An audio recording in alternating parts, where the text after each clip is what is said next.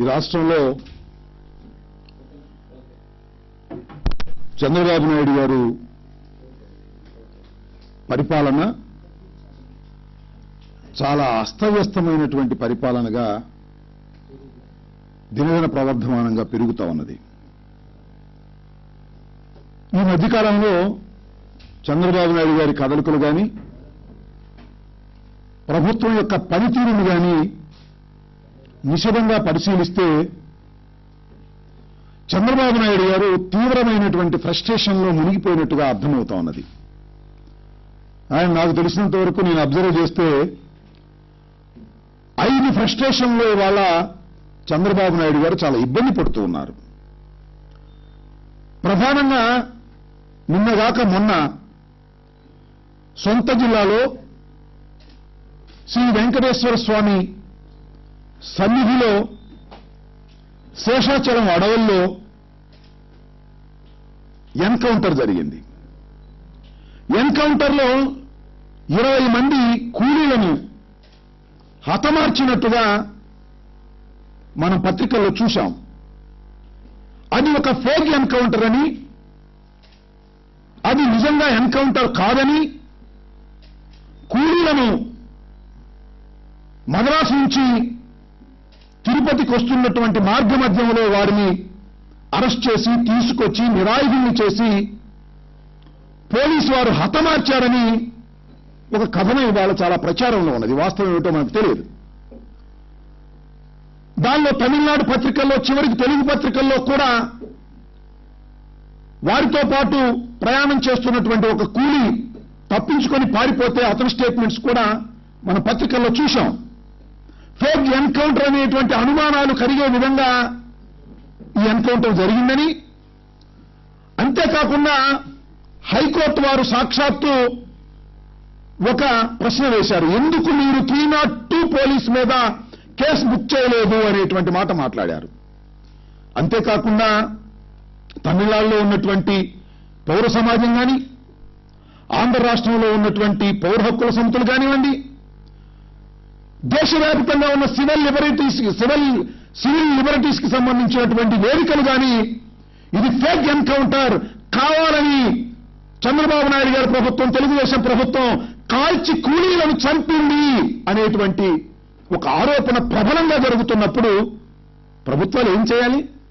ఈ ఆరోపణలు ఖండించడంతో పాటుగా ఈ ఆరోపణలను నిగ్గు తేల్చడం కోసం జ్యుడిషియల్ ఎంక్వైరీ వేసి, జ్యుడిషియల్ ఎంక్వైరీ చేసి రిపోర్ట్ సబ్మిట్ చేసి ఇది ఫేక్ ఎన్కౌంటర్ కాదు, వాళ్ళు కౌంటర్ చేస్తేనే మేము ఎన్కౌంటర్ చేశాము అనే దాన్ని నిరూపించుకోవాల్సినటువంటి ప్రభుత్వం మరి జ్యుడిషియరీ ఎంక్వైరీకి కానీ, సిబిఐ ఎంక్వైరీకి కానీ ముందుకు రానటువంటి పరిస్థితి చూస్తుంటే అనుమానాలు ప్రబలంగా పెరిగిపోయేటట్టుగా కనిపిస్తా ఉన్నది. ఇవాళ చంద్రబాబు నాయుడు గారి ఆస్తులకు సంబంధించి, వారికి ఉన్న వ్యాపారాలకు సంబంధించి తమిళనాడులో హెరిటేజ్ మీద దాడులు జరుగుతున్నప్పుడు పాపం ఆయన ఫ్రస్ట్రేషన్లో ఫీల్ అయిపోతున్నాడు. ప్రపంచం అంతా కూడా అన్ని విషయాలు మర్చిపోయి దీని వైపే చూస్తున్నాయి. ఏమిటిది? చంద్రబాబు నాయుడు గారి ప్రభుత్వంలో 20 మంది కూలీలను దారుణంగా చంపేశారేమోననేటువంటి అనుమానాలు కలుగుతున్నటువంటి ఈ దశలో చంద్రబాబు నాయుడు గారు ఉక్కిరి బిక్కిరై ఫ్రస్ట్రేషన్లో మునిగి తేలుతున్నట్టుగా కనిపిస్తా ఉన్నది. రెండో దానికి వెళ్తే రాజధాని నిర్మాణం కోసం కనీవిని ఎరుగని రీతిలో లక్షలాది ఎకరాలను మేము పూలింగ్ చేయబోతున్నామని చెప్పి పూలింగ్ కార్యక్రమాన్ని ప్రారంభించి ఒక 30,000 40,000 పూల్ చేశారు. ఇవాళ న్యాయస్థానాలు ఏం చెప్తా ఉన్నాయంటే 9.2 ఎవరైతే సబ్మిట్ చేశారో వారి భూముల్ని మేము లాక్కోవడానికి వీలు లేదని, అంతేకాకుండా ఇంకా ఎవరైనా భూములు ఇవ్వడానికి సిద్ధంగా లేకపోతే వారు కూడా 9.2 ఇచ్చి మీ భూముల్ని మీరు వెనక్కు తీసుకోవచ్చుననేటువంటి ఒక న్యాయపరమైనటువంటి నిర్ణయం ఇవాళ హైకోర్టు వారు ప్రకటించడం జరిగింది. దాంతో ఆయన ఉక్కిరిబిక్కిరి అయిపోయేటువంటి పరిస్థితి కనిపిస్తోంది. మొన్నటిదాకా ఏం చెప్పారు? ప్రజలు విరివిగా తండోపతండాలుగా వచ్చి వారికి భూములు తీసుకోండి, రాజధాని కోసం, అభివృద్ధి కోసం మీరు పడుతున్నటువంటి కష్టం మేము చూశాము, మా భూములు తీసుకోండి అని చెప్పేసి ఇచ్చామనేటువంటి పరిస్థితులు చేశారు. అక్కడ కూడా పోలీసు యంత్రాంగాన్ని ఉపయోగించి అక్కడ రైతాంగాన్ని భయపెట్టి భూములు లాక్కునే ప్రయత్నం చేస్తే ఇవాళ న్యాయ వ్యవస్థ దానికి అద్దం పడేటటువంటి పరిస్థితి వచ్చిన తర్వాత పాపం చంద్రబాబు నాయుడు గారు ఫ్రస్ట్రేషన్కు లోనయ్యేటటువంటి పరిస్థితి కనిపిస్తా ఉన్నది. అంతేకాదు మేధా పాట్కర్ ప్రముఖ సామాజిక కార్యకర్త, ఆయన నిన్న మొన్న ఆ ప్రాంతంలో పర్యటన చేసి AK-47 లేకోకుండానే రైతుల్ని ఇక్కడ ఎన్కౌంటర్ చేసేటటువంటి పరిస్థితికి తీసుకొచ్చారు అనేటువంటి మాట చంద్రబాబు నాయుడు గారి ప్రభుత్వం మీద మాట్లాడిన తరువాత ఎవరో వైఎస్ఆర్ కాంగ్రెస్ పార్టీనో లేక రాజకీయ శత్రుత్వం ఉన్న రాజకీయ పార్టీలో మాట్లాడితే అది వేరే అంశం. కానీ ఒక సామాజిక కార్యకర్త, భారతదేశంలోనే ప్రముఖంగా ఉన్న కార్యకర్త వచ్చి అక్కడ మాట్లాడిన తర్వాత ప్రపంచమంతా ముక్కు మీద వేరేసుకొని చూస్తున్నటువంటి ఈ దృశ్యాలు చూసిన తర్వాత చంద్రబాబు నాయుడు గారికి ఫ్రస్ట్రేషన్ జరుగుతూ ఉన్నట్టుగా కనిపిస్తా ఉన్నది. ఎక్కడ చూసినా పోలీస్ యంత్రాంగాన్ని ఉపయోగించి పరిపాలన చేయాలనే ప్రయత్నం చంద్రబాబు నాయుడు గారు చేస్తున్నారనే దానికి ఈ 2 ఉదాహరణలు చాలా స్పష్టంగా అర్థమవుతా ఉన్నాయి. తుపాకీ గొట్టం ద్వారానో పోలీసు లాఠీ ద్వారానో పరిపాలన చేస్తే ప్రజాస్వామ్యంలో చెల్లుబాటు కాదు అనే విషయాన్ని చంద్రబాబు నాయుడు గారు, అనుభవం కలిగినటువంటి చంద్రబాబు నాయుడు గారు ఇకనైనా గుర్తించకపోతే ప్రజాస్వామ్యం అపహాస్యమయ్యేటటువంటి పరిస్థితి ఏర్పడుతున్నది. ఇది మన భారత సమాజంలో ఉన్నాం, ఒక చట్టబద్ధమైన పరిపాలనలో ఉన్నాం. చట్టాన్ని మీ చేతుల్లోకి తీసుకునే హక్కు పోలీసు యంత్రాంగానికి కానీ ప్రభుత్వానికి కానీ మరెవరికీ లేదనేటువంటి వాస్తవాన్ని బహుశా చంద్రబాబు నాయుడు గారు మరిచిపోయి వ్యవహరిస్తున్నారేమోననేటువంటి అనుమానం కలుగుతా ఉన్నది. ఫ్రస్ట్రేషన్ లో ఏదో మాట్లాడేటువంటి ప్రయత్నం చేస్తున్నారు. దయచేసి ఫ్రస్ట్రేషన్ వదిలి సక్రమమైన పరిపాలన వైపు నడవలసినటువంటి బాధ్యత ప్రజాస్వామ్యంగా ఏర్పడినటువంటి రాజకీయ పార్టీకి ఉంటుందని ఈ సందర్భంగా వారికి గుర్తు చేయదలుచుకున్నాం. మరొక 3వ ఫ్రస్ట్రేషన్ ఏమిటంటే చంద్రబాబు నాయుడు గారిది, పాపం చంద్రబాబు నాయుడు గారికి పట్టసీమ ప్రాంతంలో వెస్ట్ గోదావరి జిల్లాలో మొత్తం సీట్లన్నీ వారికి ఇచ్చారు. చంద్రబాబు నాయుడు గారు తెలుగుదేశం పార్టీకే మొత్తం కట్టబెట్టారు. అంటే బ్రహ్మాండమైనటువంటి మెజారిటీ ఆ జిల్లాలో ఇస్తే చంద్రబాబు నాయుడు గారి నైజం ఏంటో మనందరికీ తెలుసు. ఎవరు మేలు చేస్తారో వారికి కీడు చేయటమే చంద్రబాబు నాయుడు గారి నైజం. ఎన్టీ రామారావు గారు పిల్లనిచ్చి కాంగ్రెస్ నుంచి అధికారంలోకి తీసుకొచ్చి, కాంగ్రెస్ నుంచి తమ పార్టీలోకి తీసుకొచ్చి మేలు చేస్తే అధికారంలోకి వచ్చిన 6 నెలలకే వారికి వెన్నుపోటు పొడిచి కీడు చేసి అధికారాన్ని లాక్కున్నటువంటి చంద్రబాబు నాయుడు గారు వెస్ట్ గోదావరి జిల్లాలో తనకు అధికారం ఇవ్వడం కోసం ప్రయత్నం చేసిన ప్రజానీకానందరినీ, ముఖ్యంగా రైతాంగానందరినీ కూడా కీడు చేసేటటువంటి ఒక పట్టసీమ కార్యక్రమాన్ని ప్రారంభించారు. దీనికి ప్రధానమైనటువంటి కారణం ఏమిటంటే కేవలం కమిషన్ల కోసం మాత్రమే ఈ పట్టసీమ ప్రాజెక్టును ప్రారంభించారనేది ప్రపంచమంతా చెప్పుకుంటున్నారు, మేధావులందరూ చెప్పుకుంటున్నారు. ఏదో సామెత చెప్తారు, నాడా దొరికిందని గుర్రం కొనడానికి ప్రయత్నం చేశారట. తూలున్నాయని, చూదులున్నాయని, కాంట్రాక్టర్ దొరికాడని గుర్రాన్ని కొనే ప్రయత్నం, పట్టసీమ ఎత్తిపోతల పథకాన్ని ప్రారంభించాలనేటువంటి ప్రయత్నం చేస్తున్నారు. ఇది చాలా ప్రమాదకరమైనటువంటి ప్రయత్నం. పోలవరం నిర్మాణాన్ని కుంటుపరిచేటటువంటి ప్రయత్నం, పోలవరం నిర్మాణం పూర్తిగా సర్వనాశనం చేసేటటువంటి కార్యక్రమానికి చంద్రబాబు నాయుడు గారు కేవలం కమిషన్ల కోసమే ఇలాంటి కార్యక్రమం చేయటం అనేది చాలా దురదృష్టకరమైనటువంటి విషయం అనే విషయాన్ని మొత్తం ప్రజానీకమందరూ కూడా, రైతాంగమందరూ కూడా గమనించారు.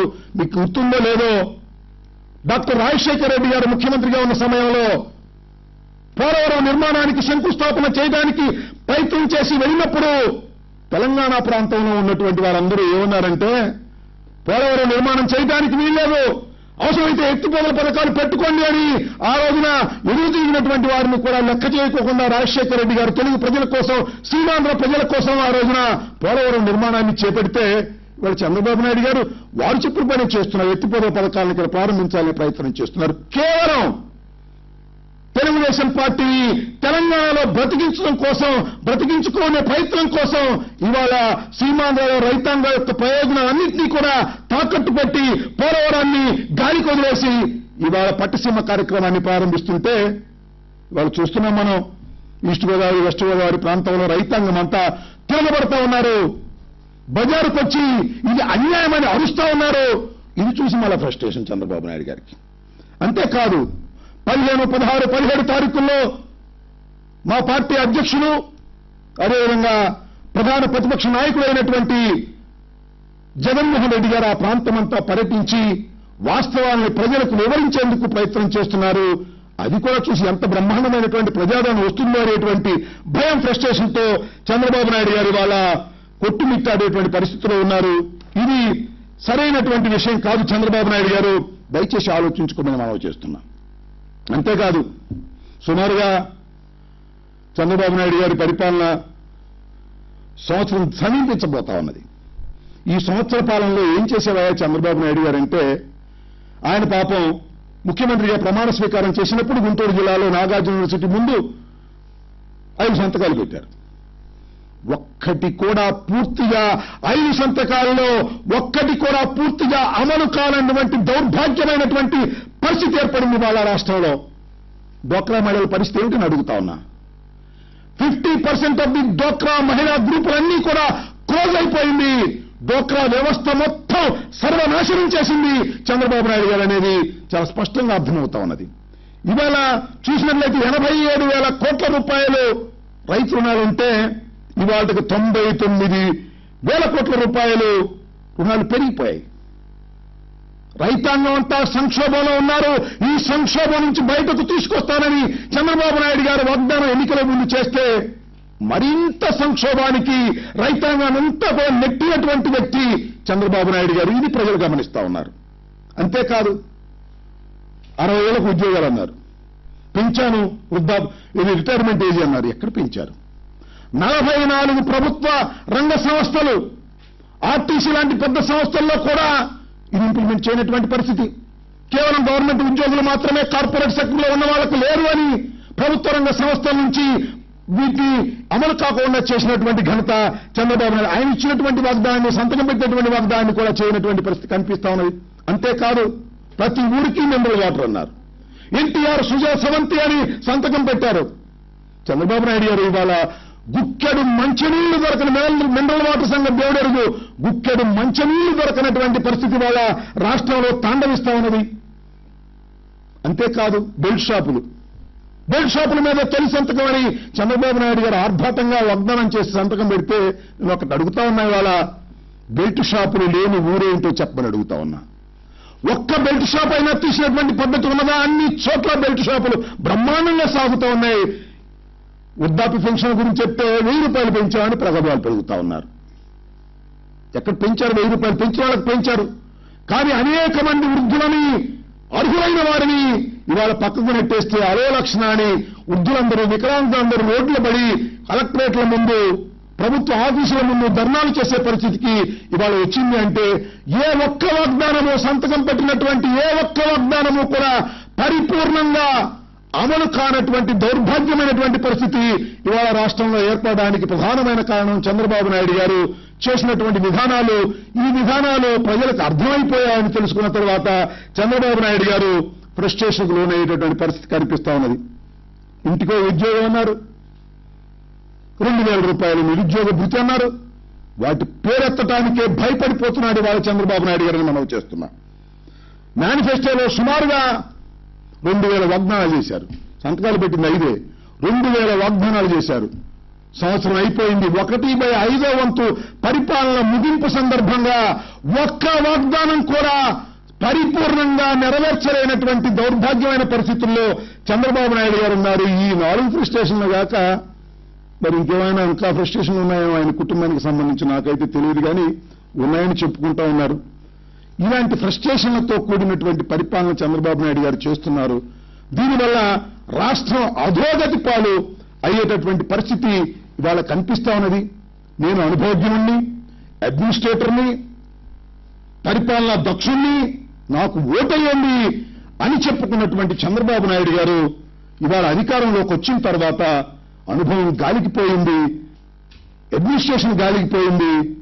చివరికి తొలిసారిగా అయినటువంటి ఎమ్మెల్యే అయినటువంటి మా వైఎస్ఆర్ కాంగ్రెస్ పార్టీకి చెందినటువంటి రోజా ఎమ్మెల్యే గారు అడిగిన ప్రశ్నలకు సమాధానం చెప్పలేక భయపడి ఎస్సీ ఎస్టీ అట్రాసిటీస్ కేసులు పెట్టి అణచాలనేటువంటి ప్రయత్నం చేస్తున్నారు. శాసనసభలో ఉన్నప్పుడు కూడా ఎస్టీ అట్రాసిటీస్ యాక్ట్ పెట్టాలని ప్రయత్నం చేశారు. నదిలో కూడా అట్రాసిటీస్ యాక్ట్ పెట్టాలని ప్రయత్నం చేశారు. ఇవాళ అన్యాయంగా అక్రమంగా పోలీసు వారి చేత అట్రాసిటీస్ యాక్ట్ పెట్టించి ఆ మహిళను ఇబ్బంది పెట్టాలనే ప్రయత్నం చేస్తున్నారు. ధైర్యంగా సాహసంగా ఇవాళ ఆంధ్ర రాష్ట్రంలో మహిళలు గర్వించే విధంగా ముందుకొచ్చి మాట్లాడుతున్నటువంటి ఒక మహిళా శాసనసభ్యురాల మీద దౌర్జన్యాలు చేసేటటువంటి కార్యక్రమానికి చంద్రబాబు నాయుడు గారు దిగజారిపోయారు. అయ్యా చంద్రబాబు నాయుడు గారు, మీరు గమనించాల్సింది ఒకటి ఉంది. రోజా గారు మీ పార్టీలో కూడా ఉన్నారు, మర్చిపోవద్దు. మీ తెలుగు మహిళకి అధ్యక్షురాలుగా చేశారానా? అప్పుడు మాత్రం బ్రహ్మాండంగా అన్నిటికీ అర్హులే గాని ఇవాళ వచ్చేటప్పటికి ఆమె మీద కేసులు పెట్టి మా పార్టీలో గెలిచింది కదా అని చెప్పి కక్ష తీర్చుకునేటటువంటి ప్రయత్నం చేస్తే మహిళా సమాజం చూస్తూ ఊరుకోదనే విషయం దయచేసి గుర్తుపెట్టుకోండి. ఇలా హెరాస్మెంట్ చేసో, పోలీసు లాఠీలతోనో, పోలీసు తుపాకులతోనో, పోలీసు బూట్లతోనో రాజ్యాధికారం ప్రయత్నం చేయాలని ప్రయత్నం చేస్తే, పరిపాలన చేయాలని ప్రయత్నం చేస్తే ప్రజాస్వామ్యంలో ప్రజాస్వామ్య శక్తులు చూస్తూ సహిస్తూ ఊరుకోవనే విషయాన్ని దయచేసి చంద్రబాబు నాయుడు గారు గుర్తుపెట్టుకోండి. ఫ్రస్ట్రేషన్ నుంచి బయటకు రండి. సక్రమమైన, న్యాయమైన, క్రమబద్ధమైన పరిపాలన అందించి శభాష్ అనిపించుకోవాలి తప్ప ఈ సంవత్సరం పాటు, ఈ 8 నెలలు 9 నెలల పాటు చేసినటువంటి దౌర్భాగ్యమైనటువంటి పరిపాలన నుంచి బయటకు వచ్చి సక్రమంగా పరిపాలన చేసి న్యాయపరంగా వ్యవహరించాలని ఈ సందర్భంగా వారికి గుర్తు చేస్తూ ఉన్నాం. ఎర్రచందనం దొంగతనం చేయటాన్ని ఎవరూ సమర్థించరు. ఎర్రచందనం దొంగల్ని శిక్షించవలసిందే. అయితే చట్టబద్ధమైన పాలన కావాల్సిందే తప్ప చట్టబద్ధమైన పాలన లేకుండా చేయవలసిన అవసరం ఏ ప్రభుత్వానికి లేదు. అలా చేస్తే ప్రజలు సహించరు. ఎర్రచందనం దొంగల